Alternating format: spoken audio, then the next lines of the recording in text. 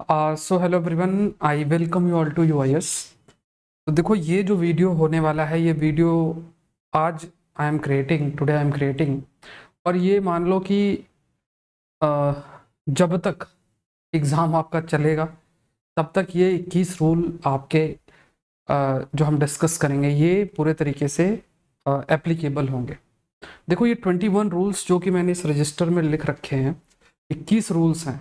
अब इसके कई प्रकार के सोर्सेस हैं। I have analysed many videos, I have analysed previous year questions, बहुत सारे हैं। इसमें एक एकेन रूल भी मैंने आपको पढ़ा रखा था, साइंस के अंदर यूज होता है। ये जो रूल्स हैं एक एक करके आपको लिखना है मेरे साथ। हर रूल को आई विल एक्सप्लेन। ऐसा नहीं होगा कि रूल 1 2 3 4 करके और फिर आपने वीडियो देख लिया और सारा जो है वो खत्म। ऐसा नहीं है, हर एक रूल को लिखना है और हर एक रूल को जो अप्लाई करना है वो यूपीएससी के प्रीवियस ईयर क्वेश्चंस में अप्लाई करके इस रूल को सीखना है, सारे के सारे रूल्स को। अगर आप किसी कोचिंग इंस्टीट्यूट में यूज कर रहे हो, किसी कोचिंग इंस्टीट्यूट के टेस्ट सीरीज में, तो वहां ये सब अप्लाई नहीं होता है। यूपीएससी के प्रीवियस ईयर क्वेश्चंस में अप्लाई करना है। और दूसरी चीज आपको ये ध्यान में रखनी है, ये रूल्स अप्लाई कब करना है।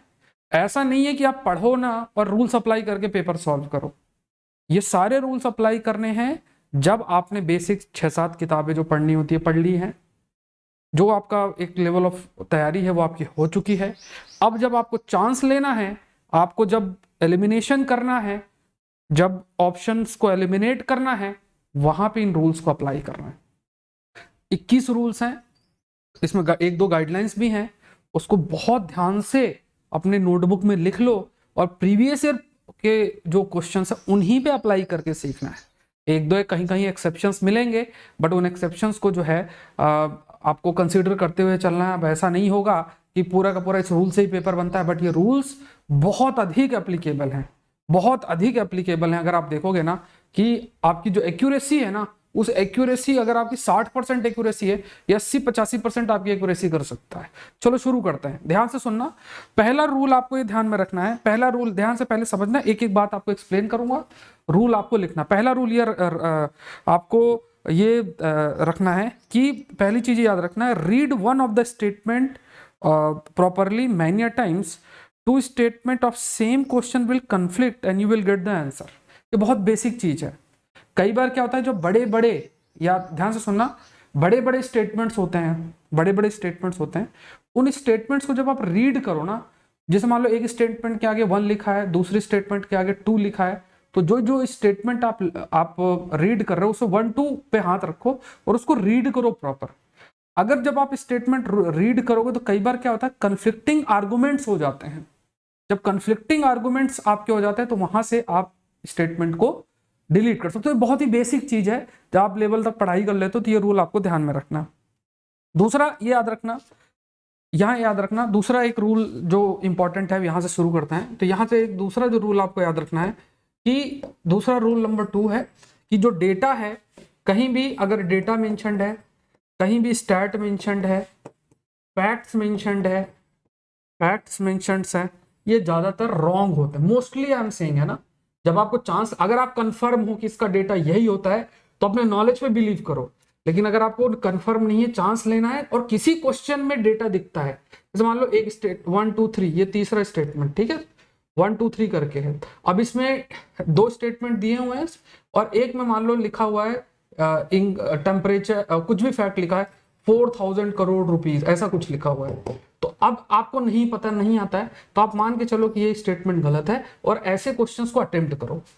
ये आपको ध्यान में रखना है, ठीक है। तो यहाँ पे जहां भी डेटा, फैक्ट, स्टैट्स जहां भी मेंशन होते हैं, वो स्टेटमेंट आपका गलत होता है, वो स्टेटमेंट आपका क्या होता है, गलत होता है। ये आपको ध्यान में रखना है। दूसरा देखते हैं, दूसरा रूल देखते हैं, मतलब थर्ड रूल देखते हैं कि तीसरा, मतलब नेक्स्ट आप तीसरा रूल देखते हैं। वो क्या है कि जब भी कोई शब्द इस्तेमाल होता है, मान लो greatly, greatly influenced, greatly influenced, greatly impacted, greatly impacted, greatly influenced, greatly impacted, ये जनरली क्या होते हैं, रॉन्ग होते हैं। ये शब्द याद रखना।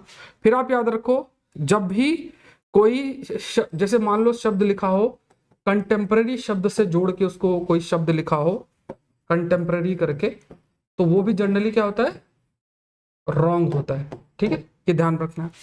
पांचवा रूल देखो कि जब भी ये मेंशन्ड हो, खास तौर से जैसे अगर मान लो कभी भी ये मेंशन्ड हो, दैट इज स्टेडली इंक्रीज या स्टेडली डिक्रीज, ऐसा कुछ शब्द मेंशन्ड हो, ये रूल ध्यान रखना। तो ये भी क्या होता है, जनरली आपका रॉन्ग होता है। ठीक है, तो यहां पे याद रखना, greatly influenced, greatly impacted, contemporary शब्द से जोड़ा हुआ हो, या फिर यहां पे देखो स्टेडली इंक्रीज डिक्रीज, ये चीजें हैं। तो यहां पे अगर आप ध्यान रखो तो ये जो स्टेटमेंट होते हैं, ये स्टेटमेंट आपके गलत होते हैं। ठीक है, ये ध्यान में रखना। नेक्स्ट देखते हैं। नेक्स्ट है जैसे मान लो जो आपका छठा रूल है, ये आप याद रखो कि जब भी आपका ये मेंशन हो वर्ड्स लाइक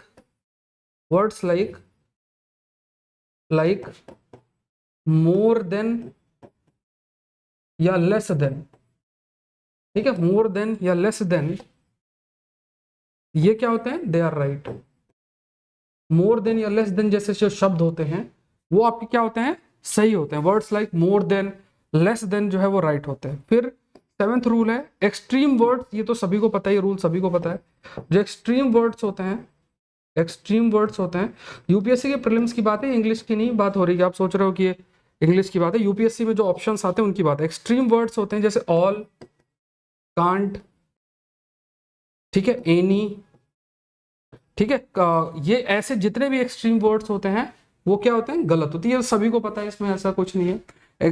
साइंस के लिए एक स्पेसिफिक चीज होती है, वो आप याद रखना। साइंस के लिए जो है एक स्पेसिफिक चीज है, ये थोड़ा सा मैं आपको बता ही देता हूँ। तो ये रूल आप लिखते जाना, साथ साथ में रूल्स को लिख लो, इसलिए मैंने पीपीटी में इंक्लूड नहीं किया कि लिखो, खुद से लिखोगे, पता है मैंने यहाँ लिखा हुआ है, और इन्हीं रूल्स को कहीं भी चिपका लो और अपने PIQs में ही अप्लाई करना, प्रीवियस ईयर क्वेश्चन में अप्लाई करना, किसी कोचिंग इंस्टीट्यूट के टेस्ट सीरीज में अप्लाई नहीं होंगे ये रूल, ये ध्यान में रखना है। तो प्रीवियस ईयर जो है क्वेश्चंस पे अप्लाई करना। अच्छा, UIS चैनल को जरूर से आप सब्सक्राइब करें। हिंदू का सेशन आपका 8:30 से 9 बजे के बीच में होता है, और भी बहुत सारे साइंस टेक का करंट अफेयर्स, ज्योग्राफी का करंट अफेयर्स, ये सब कुछ कवर होता है। तो आप लोग UIS चैनल को जरूर से सब्सक्राइब करें। अगर आप इस वीडियो को देख रहे हैं कि उसमें काफ़ी मेहनत लगी है, पूरे रूल्स क्रिएट करना और सारी चीज़ें, तो ये जो है आप लोग शेयर भी ज़्यादा से ज़्यादा आपको करना है, चैनल को सब्सक्राइब भी करना है। ये इतना तो आप जो है जरूर से करें, है ना, ये ठीक है। तो अच्छा, एक साइंस का मैं आपको रूल बताता हूँ, है ना। यहाँ पे हमने ये रूल्स देख लिए, देखते जाना, भी ध्यान से सुनना पूरे वीडियो को, भगा के देखने की कोशिश मत करना कि फॉरवर्ड कर दिया और इस टाइप से नहीं, थोड़ा सा समय दे देना। आज अगर आप 30-35 मिनट दे दोगे, ये 21 रूल्स आपके प्रीलिम्स के रिजल्ट को, मतलब आप पास नहीं हो रहे हो तो पास करा सकते हैं आपको, ये याद रखना। लेकिन ये चीज याद रखना कि नहीं कि 21 रूल पढ़ के चले गए और जो किताब पढ़नी है उसको नहीं पढ़े, ऐसा नहीं है। फिर तो देखो, पहला तो नॉलेज सबसे ज्यादा मैटर करता है, उसके बाद ये रूल्स आते हैं।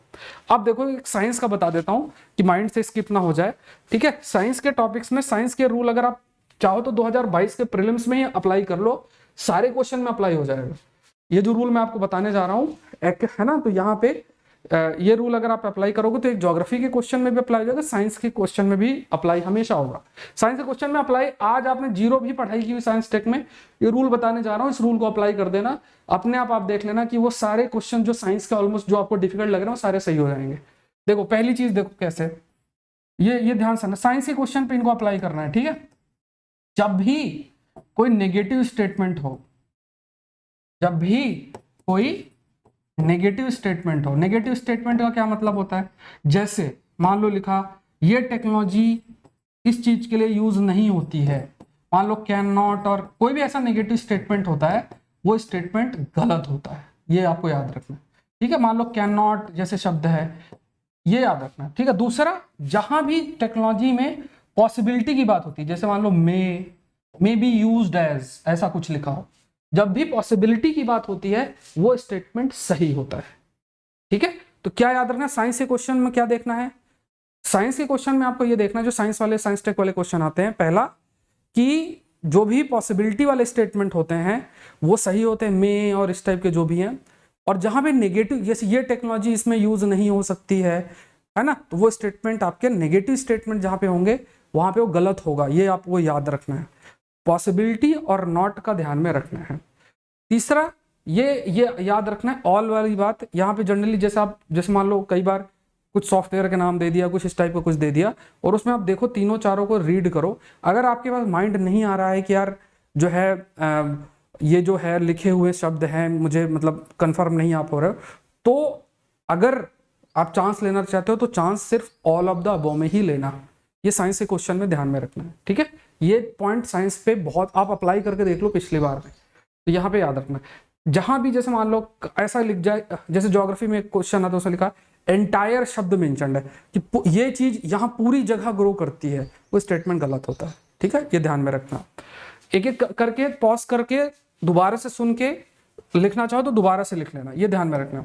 अब एक चीज और मैं आपको बताता हूं कि ये रूल की अगर हम बातें करें तो यहाँ पे मैंने आपको डेटा स्टैट वाली बात बताई, कंटेम्प्रेरी वर्ड वाली बात बताई, ग्रेटली इन्फ्लुएंस्ड वाला बता दिया, steadily increase word like more less than right होता है, एक्सट्रीम वर्ड वाला बता दिया। अब क्या है कि जहां भी ऐसे शब्द मेंशन्ड हो, रूल 8 है।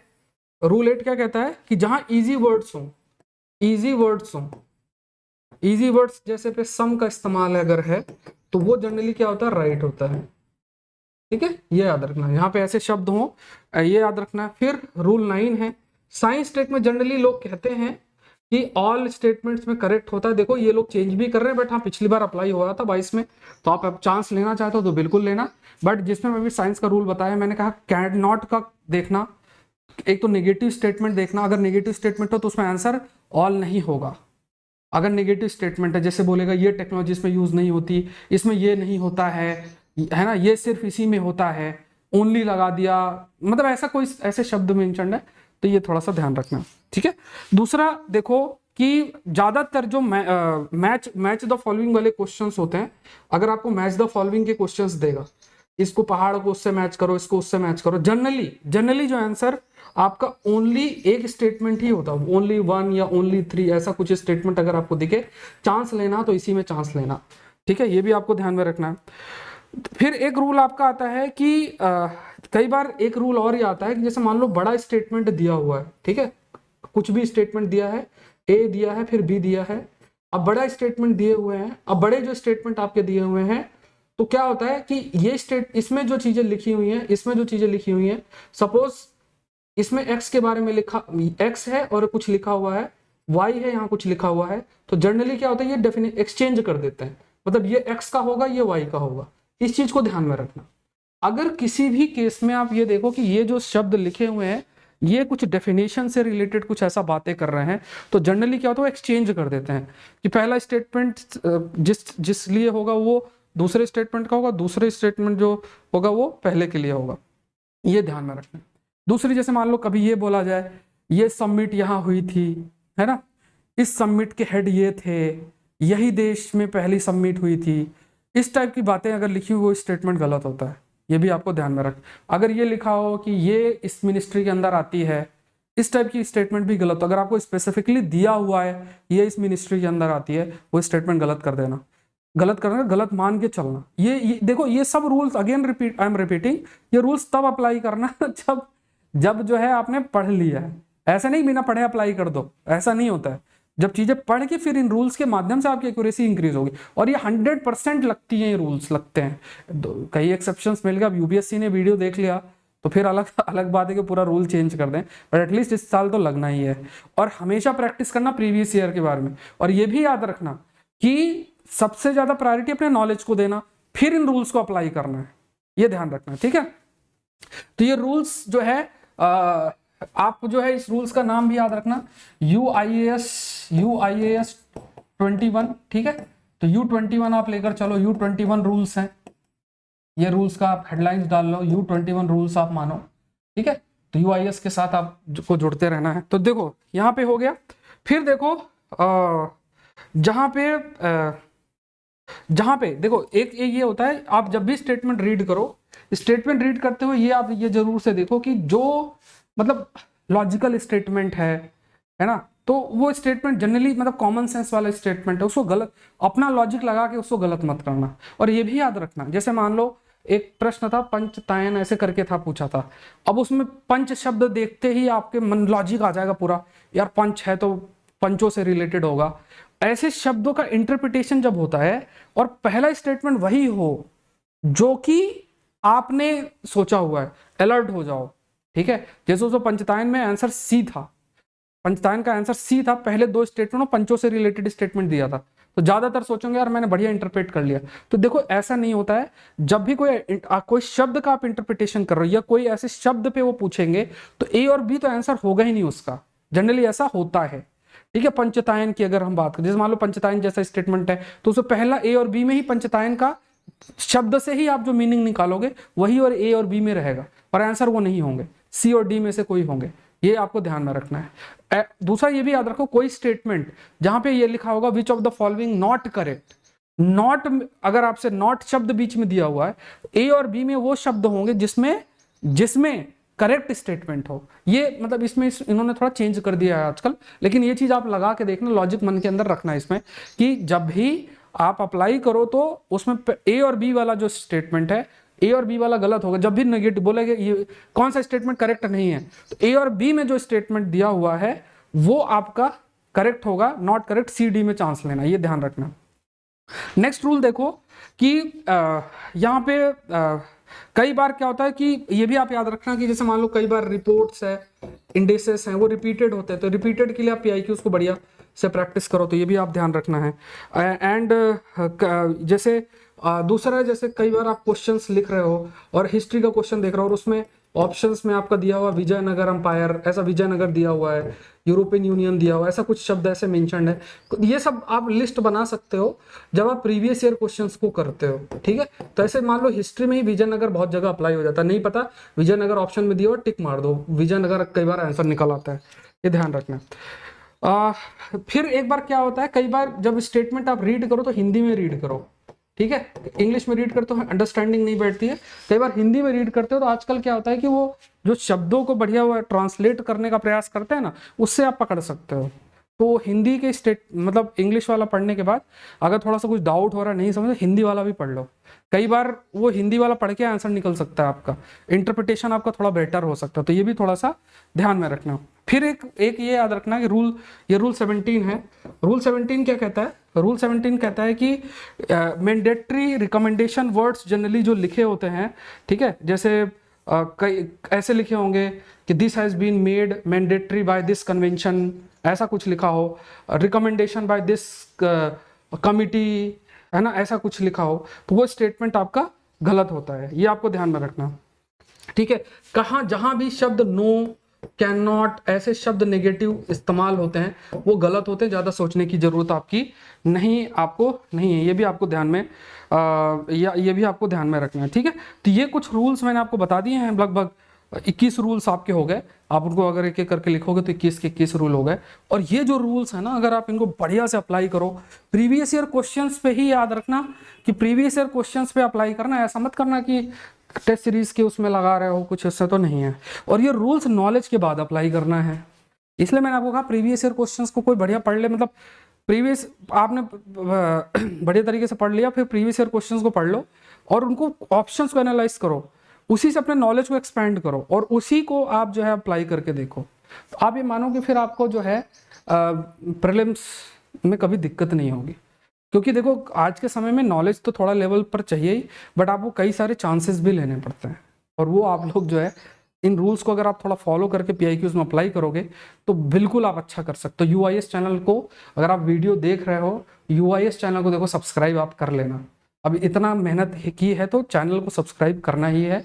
सुबह 8:30 से 9 बजे के बीच में हिंदू का सेशन होता है, अल्टीमेट सेशन है, आप एक बार देखो और you will understand the difference. ठीक है, यूपीएससी के लिए जो जरूरत है वो सारा उसमें दिया हुआ है, उसमें कवर होता है, बढ़िया तरीके से एक्सप्लेन किया जाता है। सुबह 7 बजे प्रीलिम्स बूस्टर सीरीज आती है, इंग्लिश में होती है, जिसमें जितने भी न्यूज़पेपर हैं आपके सभी से रिलेटेड जहाँ भी प्रीलिम्स का क्वेश्चन है सारे कवर होते हैं, वो भी देखना। आप देखोगे कि दिन में 8 क्वेश्चन है और हफ्ते में 8 × 6 ले लो और × 4 ले लो और × 15 कर दो, तो वो 1500-1600 क्वेश्चन आपके टॉपिक्स 150 मतलब टॉपिक्स आपके बन जाते हैं 1.5 साल के। ठीक है, ये ध्यान में रखना। और आईएएस एग्जाम की तैयारी करो तो अनअकैडमी से आप लोग जरूर से जुड़ो। ठीक है, ये बहुत अच्छा आपके लिए चांस भी है, और ग्रेट ऑफर। आज वीडियो देख रहे हो तो अप्रैल 8 2023 तक तो अनअकैडमी से आप जरूर से जुड़ो, यूज द कोड SPLIVE, नीचे डिस्क्रिप्शन बॉक्स में लिंक दिया हुआ है। मेरा भी एक कोर्स आ रहा है, देखो ये एडवांस बैच है ज्योग्राफी एनवायरनमेंट एग्रीकल्चर का, अप्रैल 2023 10 अप्रैल से स्टार्ट हो रहा है। कोड यूज करना SPLIVE, कोड यूज करके आप ज्वाइन कर सकते हैं। मात्र 899 रुपीज का है। अब कोड डालोगे तो ये फर्दर रिड्यूस हो जाएगा, 650 तक आपका प्राइस हो जाएगा। तो ये बहुत अच्छी आपके लिए अपॉर्चुनिटी है। You have to use this code, that is SPLIVE। ठीक है, ये कोड यूज करके आप ज्वाइन कर सकते हैं। तो आज के लिए इतना ही। आई होप ये सेशन आपके लिए हेल्पफुल रहा होगा। एंड अनअकैडमी से आप जरूर से जुड़ें। प्लस का सब्सक्रिप्शन लेके आप इंडिया के टॉप एजुकेटर से लाइव पढ़ सकते हैं। जब आप प्लस का सब्सक्रिप्शन लेते हैं तो आप सारे एजुकेटर के सारे कोर्सेज एक्सेस कर लेते हैं। उसमें आपका जनरल स्टडीज, ऑप्शनल, सब कुछ इंक्लूडेड है। तो आज के लिए इतना ही। Thank you everyone, thank you.